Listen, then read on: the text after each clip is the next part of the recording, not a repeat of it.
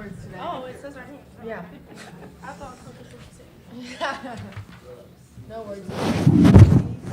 There we go. Somebody smells good. Got no water. It's in here. Oh, I have a cup. I don't know if somebody drank it. Oh, I can't have this up here. Need a cup. And just pour it in the cup. Yeah, you can. It's covered. Yeah, it's Powerade, right? Yeah. Sure. No, it's not. It's getting almost done.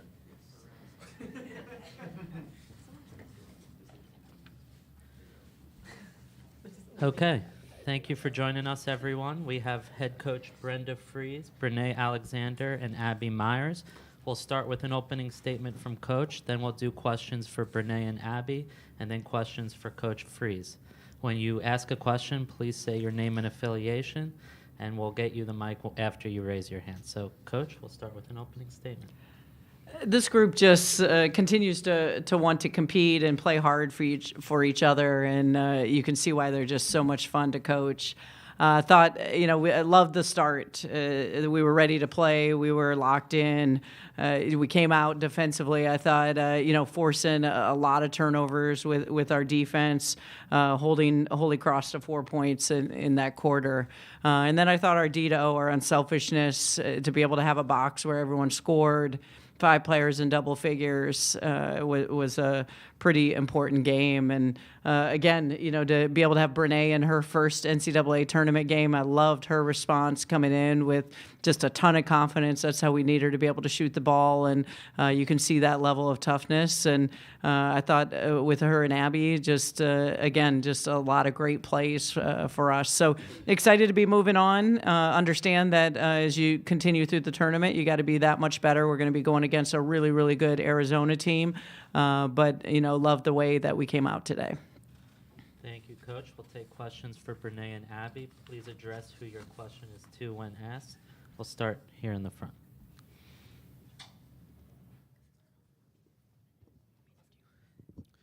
For Abby or Brene, Sam Jane, Terrapin Sports Central. I was just wondering, when you guys are playing a press like that really seemed to, rattle Holy Cross. They talked about the length of you guys and how it disrupted them. How much did you see it taking out of their game plan and maybe their offensive flow when you have a press that's constantly forcing turnovers? You can't really get into any sort of sets you want to. What did you see from their offense that maybe you guys disrupted? Abby, why don't you take that? Yeah, that's the goal of our press, right?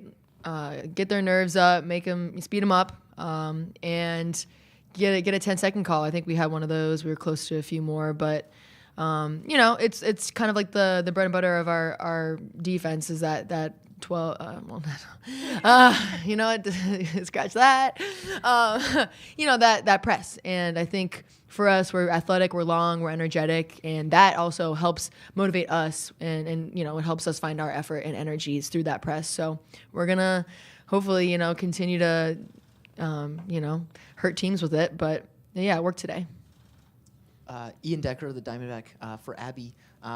Early, couple 4 or 5 minutes into the game, Shai got the ball and kind of planted under the basket and kind of hit you with eyes in the back of her head pass. Yeah. You went up, you got fouled, but the pass was there. Can you just talk about kind of the she finished with 8 assists, 21 for the team. Just how that movement really helped you guys today, and just kind of working the ball around, finding those open shots. Yeah, I think Shai's really getting comfortable at the point guard spot. Just finding the open players. And for her, she's such a quick player, so she'll get to that basket, and so many people collapse on her because she's so dangerous there. And she's going to find the open shooter, the open cutter.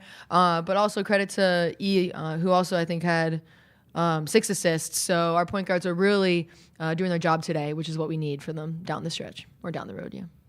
Kareem. Hey y'all, Kareem Copeland, Washington Post. Brene, like Brenda said, this was your first one. What was it like? What was the feeling coming in, and how quickly were you feeling comfortable and able to kind of just let it loose? Yeah, I was really excited to especially be able to play home and have that home court advantage. And I think going in, it's easy to have the jitters and the nerves, but once you see the ball go in, especially for me, I think that gives me a good boost of confidence. But I think it's a great feeling to be out here and be on our home floor. Dylan.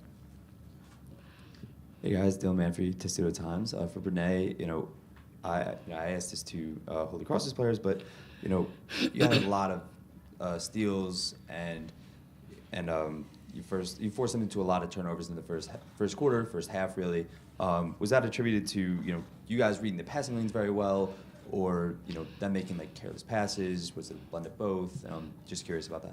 Yeah, I think for us, we pride ourselves in being aggressive and having the first punch in the game. And I think also we know our defense leads to offense, so that's just an emphasis for us and something that we want to keep doing moving forward. Jonas. It's for both Brene and Abby. You guys are both shooting better from the field this year than you did last year at your respective schools. Do you guys feel like you've become better shooters, in your year at Maryland? Do you think it's better shots? I mean, how do you kind of attribute that development?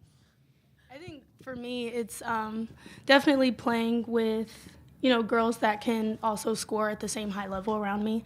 I think that opens up the floor a lot, and that makes us hard to guard as a team. So I think that's why. Yeah, I think going off what Nay said, we have so many weapons on this team that, especially Diamond, right? She gets to the middle, gets to the paint, everyone collapses on her, and I have a wide open shot. So I have less, I have to do less work to make my shots, and credit to, the people on the court with me. They make my life easier, which is great. Mm-hmm. Yeah, this is really for both players. Childs Walker with the Baltimore Sun. Did you feel like the way that you guys played today, that high energy, all court defense, and then sharing the ball as much as you did on offense, sharing the scoring load, was that really kind of an expression of the identity that you guys have built as a team all year? Abby, why don't you start? Yeah, I mean, it's really awesome when every person that saw the court today scored. That just helps with our confidence. We definitely shook all the nerves off approaching Sunday's game. But yeah, it's a good feel win that we needed, and I'm just glad that everyone contributed and everyone's happy with this one. Yeah, I think we focus a lot on we're big on momentum, and I think just having a good team win like that where everyone contributed, everyone got a good look, just as good moving forward and taking, one game at a time, and now we just know what we got to do next. Right here in the front. Brandon Ultra, the Sports Post. Brene, this is for you. Game high, 18 points. Everyone on the bench, or everyone who played today, scored. Can you talk a little bit about the team's depth, and it doesn't just have to be the stars? Yeah, like I said, I think, or like Abby said, I think we do have a lot of lethal weapons on this team, and that definitely makes us hard to guard and hard to scout as well, because you can't just shut down one player. And I think we do really well with playing that inside-out game. Go to Damon. Damon Brooks Jr. tested those times. Brene, obviously this is your first NCAA tournament game.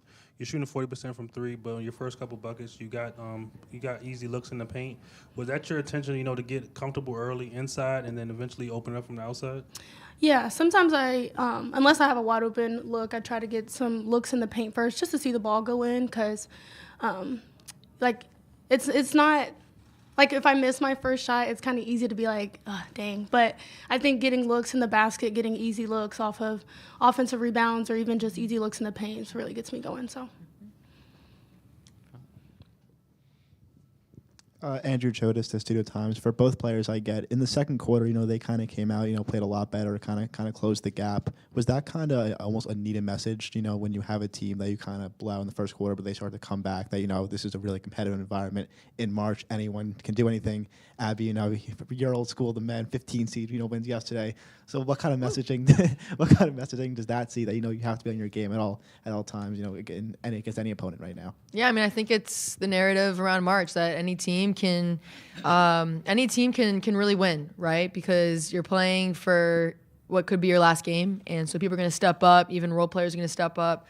But yeah, the start of the third quarter, we didn't bring that same energy and that intensity we did the first half. But so it's a little disappointing. But I think that we'll take this as a great lesson that down the road that you can't. It's March Madness. You got to play all 40 minutes. Because any minute can be, detrimental or really good for the game. So, yeah. We'll take one more for the student athletes from Wes.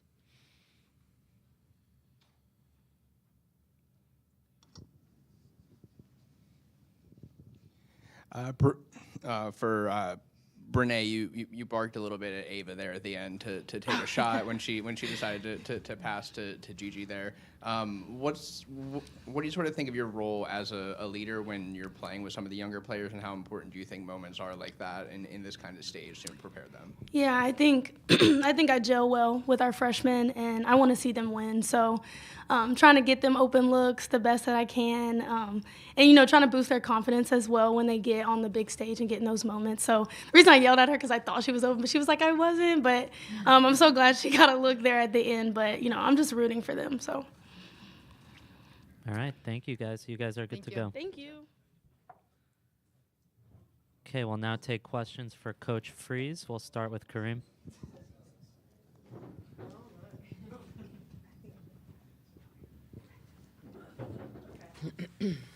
Go ahead. Hey, Brenda. Kareem Copeland, Washington Post. I'm curious, with the aggressive defense early and the press, was that something that you identified maybe when you're watching film on them, that you saw an advantage, or did you just want to come out aggressive? And I know you guys like to start fast, and that was just part of what you wanted to do, put your will on them. I think a little bit of both. We hadn't played a game in a couple weeks, so we're always able to set that tone on the defensive end.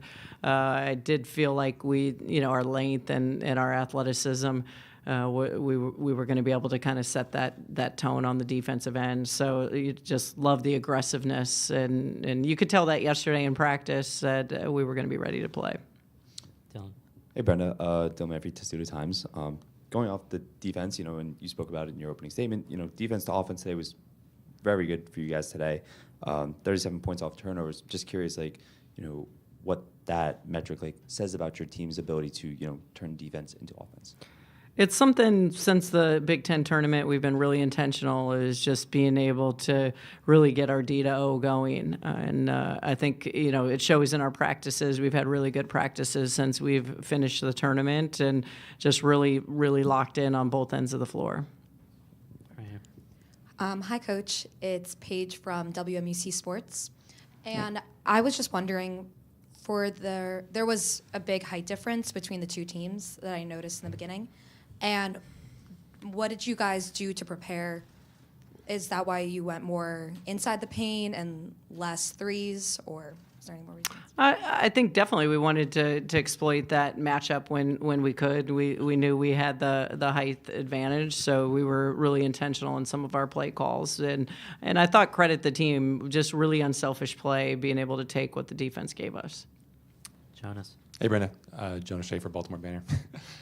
Just to follow up on what I asked Brene and Abby, I remember talking with you a while back about Shatori and just how much of a better shooter she was when she left the program than when she came in. Obviously, we've seen Shai grow from year one to year two. I guess, is that just kind of the ability to become a better shooter, something that you kind of take pride in and develop? I know, obviously, you need a lot of pieces to make these guys' lives easy, but what do you kind of think is the mark of this program, and how well you're able to develop these guys? Yeah, well, shot selection matters, so it's really, really important. When you look at 5 players in double figures, you have to be really, really efficient when you have so much great talent around you. So that is an area on the offensive end that we're constantly being able to really execute with our team. So the shot selection matters, especially if you're going to only get 7, 8 shots. When you look at like a Brene, you look at a Lavender, they came from programs where they were taking a lot of shots, and so maybe your percentages weren't as high. So I think it really fine-tunes them. It makes them a better player, that they've got to be really efficient on the offensive end. Damon Brooks Jr., Testudo Times. Coach, you all forced 24 turnovers and held them, scoreless for almost 6 minutes in the first quarter. How important was that defensive ability to set the tone in and on a big March game for you all? Really important. We discussed that from the tip. We wanted to come out and see how long we could hold them on the defensive end. I thought that's where it starts for us. We were really, really aggressive, turning them into 24 turnovers, and then on the other end, us being unselfish. Olivia. Hey, Coach. Olivia Janik from the Diamondback. I wanted to ask you about a couple of plays that started off the game. Faith gets a steal, she gets a layup, she gets another steal, hands it off, and then you get a 3-point possession with a free throw from Abby and then a layup from Diamond. And Faith finished the first quarter leading the team with 8 points. What have you seen about her this year that has just made her become such a stronger player and start for the first time and now be back in the NCAA tournament after missing it last year with her injury? Well, you can see how much we missed Faith last year. She's the glue player, the unsung hero, and just is our grit, our scrappiness. And I loved being able to see her initiate the start for us on the defensive end, and then the unselfishness followed. You could tell that we wanted to play the right way. I thought Diamond was really good. I mean, they were collapsing on her with two and three players, and she just made easy offense for her teammates. So, credit. I thought Faith set the tone. I love the fact that she was right there on the defensive end with the 3 steals, and that's how we want to play. Hey, Coach. Sam, Terrapin Sports Central. Just wondering, obviously, Holy Cross, a younger team, a smaller team, and then now you get to go up against an Arizona squad that's, I think, on all starting 5 of seniors.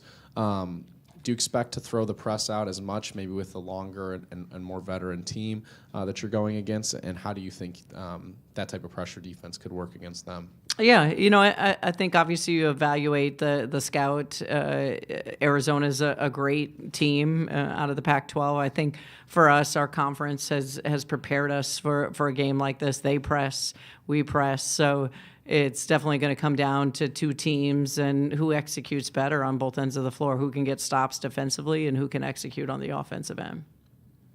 Hey, Coach. Ian Decker, the Diamondback.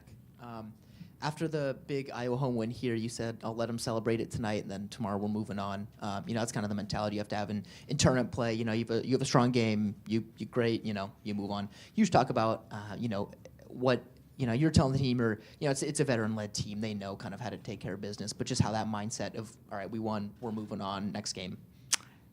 I think they truly understand it, given that it's the NCAA tournament, and it's a time families are in town for them to go enjoy dinner and spend some time with their family, but then understanding it's a quick turnaround of their rest and their recovery, and understanding the scout of what lies ahead. Hey, Coach. Andrew Chotis, the Pseudo Times. Just a quick note about the Pac-12. And you've seen them a couple times in the round of 32 of recent. They've had success in this building. What is it about, teams in the Pac-12 that you've seen that make them really hard to play against at this time of the year? Well, I think you see in Arizona, you see in a lot of teams some very defensive-oriented type of teams. I think you also see in the Big Ten a lot of offensive-oriented teams. So you're definitely going to have a lot of great styles. But any of your Power 5 conferences, you're going to see nothing but great teams. And anyone that's in the round of 32, you're also going to get nothing but teams that are have had a lot of success and are going to be more than prepared. Yeah, hey, Brenda. Childs with the Baltimore Sun. I guess following up on Arizona again a little bit, watching them today, they seem to be able to score both inside and outside. I mean, they had a post player who had 25 today. What specific challenges do you think they will present to you? They're really deep and talented and have a great size. They, I think, have weapons at every single position. They're a great defensive team, very scrappy. And like you said, I think they can get their offense going in a lot of different ways with their guard play, with their inside game. So I think they kind of understand who they are and what's working. So, for us, it's, really understanding the scout and putting the best 40 minutes together. We'll take our last one from Zoom, Javier Morales. Yes, hi, Brenda. You spent a lot of time with your former teammates at Arizona. I know you've had reunions with them. Can you just talk about that dynamic? Because I'm sure you're going to get some texts or calls from them. Yeah, I'm looking forward to it. We're talking about doing a reunion in the off season, so I'm gonna have to see who they're rooting for in this game. But yeah, college are the best years of your life, and so I'm really close to my college teammates that I was able to play with out in Arizona. It's ironic. I've never had to coach against them here. We've been to the U of A one time in my coaching career. We've taken a team back there, so pretty ironic for them to be able to come back here. All right, thank you, Coach. Thanks, Thanks, everyone.